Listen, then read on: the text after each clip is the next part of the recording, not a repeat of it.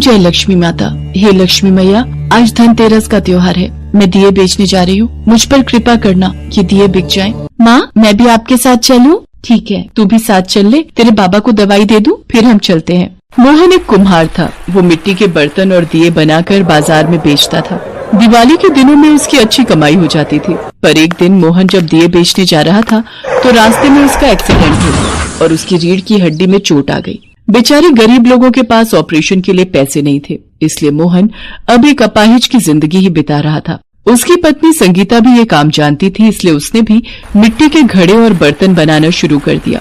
दिवाली के दिनों में थोड़ी बहुत दिनों की बिक्री हो जाए, इसी आशा से संगीता रोजाना दिए बेचने निकलती है। धनतेरस के दिन संगीता सड़क के किनारे एक चादर बिछाकर उस पर बैठ जाती है और दिए बेचने लगती है। दिवाली के दिए ले लो बहन जी, आप भी ले लो भैया जी। सुनो जी, इससे लेने का कोई फायदा नहीं है, बेकार लग रहा है इसके दिए। वो सामने जो दुकान है ना, वहाँ से लेते हैं, उस पर कंडेल और शोपीस भी मिल रहे हैं। माँ, हमसे तो कोई भी दिए नहीं खरीद रहा। कोई बात नहीं बिटिया, अभी तो हम शाम तक यहाँ बैठे हैं, कोई न कोई ग्राहक तो आ ही जाएगा। दिवाली का बाजार भीड़ से खचाखच भरा हुआ था। लोग निकलते बढ़ते संगीता की ओर देखते, पर उस बेचारी गरीब के दर्द को कोई नहीं समझ रहा था। सब बड़ी बड़ी दुकानों और स्टॉल से ही दिए खरीद रहे थे। संगीता खाली हाथ ही लौट आती है। अगले 2 दिन तक संगीता की कोई कमाई नहीं होती। संगीता चिंता में थी और इसी कारण उसे बुखार आ गया और उसकी तबीयत खराब हो गई। संगीता, क्या हुआ? आज तो दिवाली का त्योहार है, तू अभी तक उठी नहीं? तूने तो कहा था कि मुझे जल्दी उठा देना।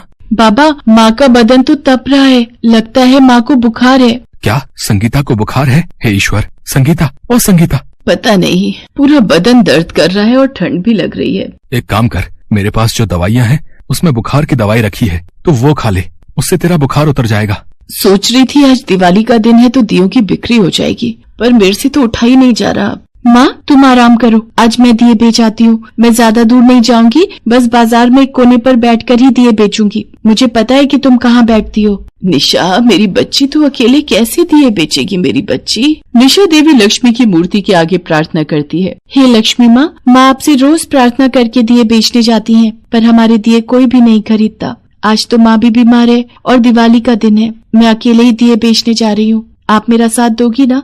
आप ऐसा कुछ करो कि आज मेरे दिए बिक जाए। माँ कहती है कि आप अपने भक्तों की प्रार्थना जरूर सुनती हो, इसलिए आप मेरी भी प्रार्थना सुन लो। निशा माँ लक्ष्मी की मूर्ति के आगे प्रार्थना कर रही थी।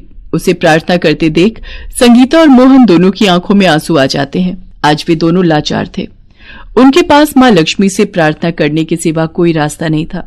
निशा टोकरी में दिए रखकर बाजार में बेचने चली जाती है और बाजार के एक कोने पर बैठकर दिए बेचने लगती है। छोटी सी बच्ची को देखकर कुछ देर के लिए लोग रुकते, पर फिर आगे बढ़ जाते। निशा बहुत मायूस थी, उदास थी। मैंने तो माँ लक्ष्मी से सुबह प्रार्थना भी की थी कि मेरे सारे दिए बिक जाएं, पर कोई भी मेरे से दिए नहीं खरीद रहा।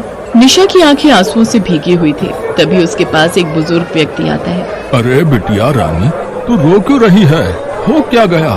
मेरे दिए नहीं बिके, माँ की तबीयत भी ठीक नहीं है। मैंने सोचा दिए बिक जाएंगे तो माँ बाबा बहुत खुश होंगे, पर कोई भी मेरे से दिए नहीं खरीद रहा। बस इतनी सी बात, लाओ मैं तुम्हारे दिए खरीद लेता हूँ। सच? आप ये दिए खरीदोगे? हाँ बेटा, मुझे तो ढेर सारे दिए चाहिए। अब एक काम करो, तुम मुझे सारे दे दो। बुजुर्ग व्यक्ति का नाम मनोहर लाल था। वो स्वभाव से बहुत ही दयालु थे। रमेश, ये सारे दिए गाड़ी में रखवा दो। आज शाम को दिवाली पूजन में यही दिए जलाए जाएंगे। बिटिया, अब तो मैंने तुम्हारे सारे दिए खरीद लिए, पर तुम्हारा घर कहाँ है? चलो मैं तुम्हें तुम्हारे घर तक छोड़ देता हूँ। मेरा घर यही पास में ही है। मनोहर लाल ने निशा को दिवाली के उपहार खरीद कर दिए, सजावट का सामान, खाने पीने की चीजें और भी बहुत कुछ, जिसे देखकर निशा बहुत खुश थी। मनोहर लाल उसके बाद निशा को उसके घर छोड़ने गए, पर निशा के घर की हालत देखकर सचमुच वो भावुक हो गए। निशा एक कच्चे मकान में रहती थी। माँ देखो, इन दादाजी ने मेरे सारे दिए खरीद लिए और मुझे इतने सारे उपहार भी खरीद कर दिए। आपकी बहुत बहुत मेहरबानी बाबूजी। मैं सुबह से निशा के लिए बहुत परेशान थी, ये अकेले ही दिए बेचने चली गई थी। आपका बहुत बहुत शुक्रिया मालिक साहब। दिवाली के दिन एक छोटी सी प्यारी सी लक्ष्मी स्वरूपा बच्ची के चेहरे पर मुस्कान आ गई, इससे बड़ी बात मेरे लिए और क्या हो सकती है बेटा। मेरे पास भगवान का दिया सब कुछ है। मैं तो अपने पोता पोती के लिए दिवाली के उपहार लेने निकला था, तभी मेरी नजर निशा पर पड़ी। इसे देखकर मैं सचमुच हैरान हूँ। ये बच्ची अपने परिवार के लिए इस उम्र में कितनी मेहनत का काम कर रही है। मुझे तुम्हारी बच्ची पर गर्व है। देखना, बड़ी होकर ये तुम दोनों का नाम जरूर रोशन करेगी। बेटा, ये 5,000 रुपए दियों के जो तुमने इतनी मेहनत से बनाए थे। बहुत बहुत शुक्रिया बाबूजी, आपका ये एहसान हमें हमेशा याद रहेगा। मनोहर लाल की छोटी सी कोशिश से संगीता और उसके परिवार का दिवाली का त्योहार खुशियों में बदल जाता है। निशा भी उस दिन बहुत खुश थी। संगीता अपने परिवार के साथ माँ लक्ष्मी और भगवान गणेश का पूजन और आरती करती है। मनोहर लाल बहुत ही अच्छे स्वभाव के व्यक्ति थे। उन्होंने निशा के पिता का इलाज करवाया और कुछ ही समय में मोहन ठीक हो गया और फिर से काम करने लगा। दुनिया में ऐसे बहुत कम लोग होते हैं जो किसी की सहायता करते हैं और किसी की खुशी में अपनी खुशी ढूंढते हैं। प्रभु यही कहते हैं कि जब हमें धरती पर भेजा गया है तो हम सदैव जरूरतमंद और गरीब लोगों की मदद करें, क्योंकि हमारे अच्छे कर्म ही हमें प्रभु से मिलन करवाते हैं। संगीता और उसके परिवार की माँ लक्ष्मी ने सुन ली थी। माँ लक्ष्मी की कृपा से संगीता के जीवन में खुशियां आ जाती हैं। तिलकपुर नाम के गांव में सरिता नाम की एक गरीब महिला अपने 2 बच्चों के साथ रहती थी। उसके बेटे का नाम अंशु और बेटी का नाम अंशिका था। सरिता मिट्टी के बर्तन बनाने की कला में बहुत निपुण थी और इसीलिए मिट्टी के बर्तन बेचकर ही अपने दोनों बच्चों को किसी तरह से पाल रही थी। जैसे तैसे गरीबी में दिन कट रहे थे। कुछ दिन बाद दिवाली का त्योहार आने वाला था और इसीलिए सरिता ने मिट्टी के दिए बनाए थे ताकि उन्हें बेचकर अपने बच्चों के साथ उमंग व उत्साह के साथ दिवाली मना सके। वो दिए बनाती थी और उसकी बेटी अंशिका उनको बेचने के लिए बाजार जाती थी। दिवाली के लिए मिट्टी के दिए खरीद लो, सुंदर और सस्ते दिए खरीद लो। एक बार देख लो कितने सुंदर दिए हैं, सबसे सस्ते दिए खरीद लो। अंशिका दिए बेचने के लिए आवाजें लगाए जा रही थी कि तभी एक आदमी उसके सामने आकर खड़ा हो जाता है और कहता है, ए लड़की, यहाँ मेरी दुकान के सामने बैठकर दिए बेचना मैं बिल्कुल भी सहन नहीं कर सकता। चल भाग यहाँ से।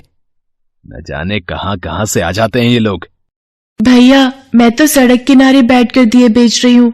क्या ये सड़क भी आपकी दुकान का हिस्सा है? तेरी इतनी हिम्मत कि मुझे जवाब दे, गरीब कहीं की है। ले तुझे अभी बोलना सिखाता हूँ। ये कहकर दुकान का मालिक अनुराग अंशिका के सभी दियों को उठाकर सड़क के एक तरफ फेंक देता है और उसके सारे दिए टूट फूट कर इधर उधर बिखर जाते हैं। अंशिका रोते हुए सभी दिए उठाती है और कहती है, किसी गरीब पर इस तरह से अत्याचार करना अच्छा नहीं होता भैया। याद रखना, परमात्मा सब देख रहा है। ये कहते हुए अंशिका जोर जोर से रोने लगती है और तभी एक बुजुर्ग उसे चुप कराने की कोशिश करते हुए कहता है, क्या हुआ बेटी, ऐसे क्यों रो रही हो? चुप हो जाओ और सारी बात बताओ। उस दुकानदार ने मेरे सब दिए तोड़ दिए। मैं यहाँ बैठकर मिट्टी के दिए बेच रही थी। अब मैं क्या करूंगी? माँ को क्या कहूंगी? बेटी चुप हो जाओ, कहीं और जगह जाकर दिए बेच लो। गरीबों को सताने में इन पैसे वालों को जाने क्या मजा आता है। गरीबों की कोई नहीं सुनता बेटी, भगवान तेरी मदद करे। ये कहकर वो बुजुर्ग चला जाता है और फिर अंशिका भी अपने घर चली आती है।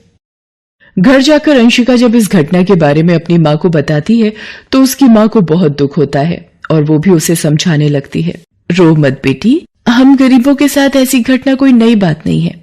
मैं तुझे और दिए बनाकर दे देती हूँ, तू कल से किसी दूसरी जगह जाकर बेच लेना। भगवान भी ना जाने कैसा निर्दयी है जो हमारी सुनता ही नहीं। इस तरह सरिता अपनी बेटी को और दिए बनाकर दे देती है और फिर वो उसी बाजार में दूसरी जगह दिए बेचने लगती है।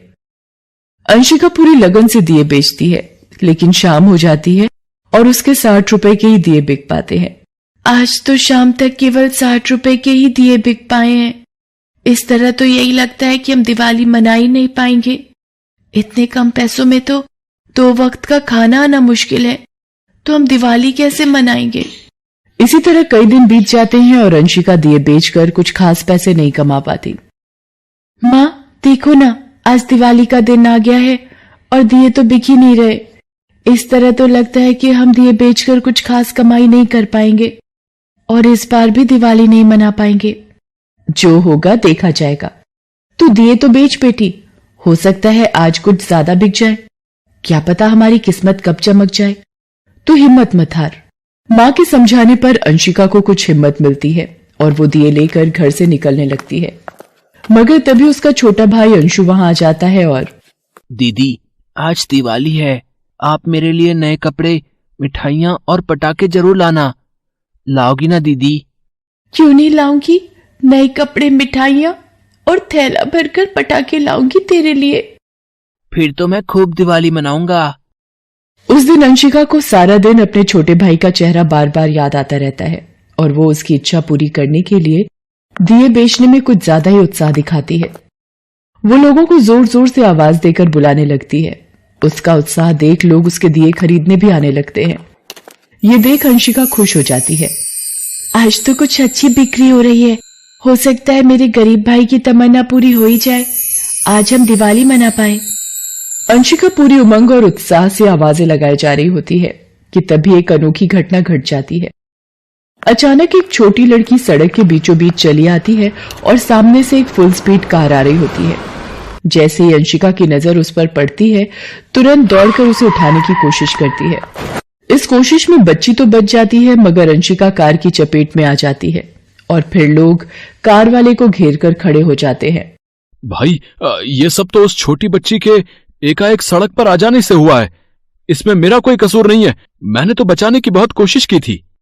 हाँ, ये तो हम जानते हैं, पर इसे चोट तो तेरी कार से आई है ना। अब इसका इलाज तो तुझे ही कराना पड़ेगा ना। हाँ, मुझसे जो होगा वो मैं जरूर करूंगा। ये बातें हो ही रही थी कि तभी उस छोटी बच्ची जिसकी जान बचाते हुए अंशिका घायल हुई थी, उसके माता पिता वहां आ जाते हैं। उन्हें देखते ही सड़क पर जमा भीड़ उन्हें भी सुनाने लगती है। कैसे माँ बाप हैं आप, हैं? आपकी लापरवाही के कारण देखो इस गरीब लड़की की कितनी गहरी चोट आई है। मिट्टी के दिए बेचने वाली गरीब तुम्हारी बेटी को बचाते हुए घायल हो गई। इसके इलाज का जिम्मा तो आपका भी बनता है। उस छोटी बच्ची का पिता कोई और नहीं बल्कि वही अमीर घमंडी दुकानदार अनुराग था, जिसने 4 दिन पहले ही अंशिका के सारे दिए तोड़ दिए थे और उस पर अपनी अमीरी का रौब झाड़ते हुए अपनी दुकान के सामने से भगा दिया था। इसीलिए सड़क पर पड़ी बेहोश अंकिता को देखते ही वो, अरे ये तो वही दिए बेचने वाली गरीब लड़की है। क्या आप इसे जानते हैं जी?